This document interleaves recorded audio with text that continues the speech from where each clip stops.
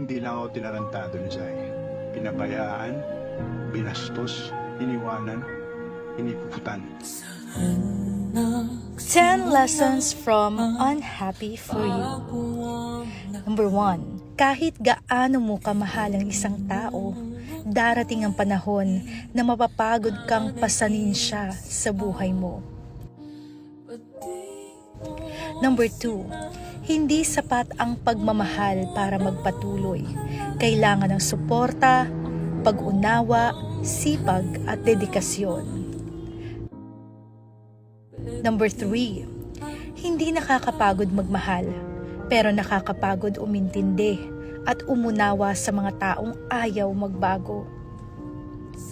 Number 4. Pinakamahirap man, but sometimes the wisest decision is to let go.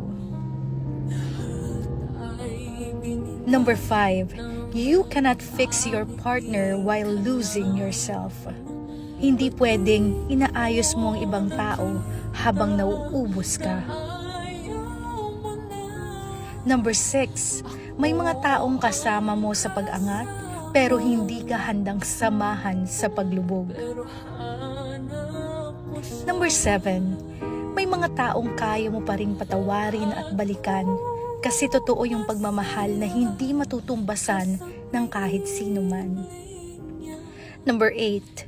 Minsan, kailangan mong magpalaya because you can only grow independently at hindi nang magkasama.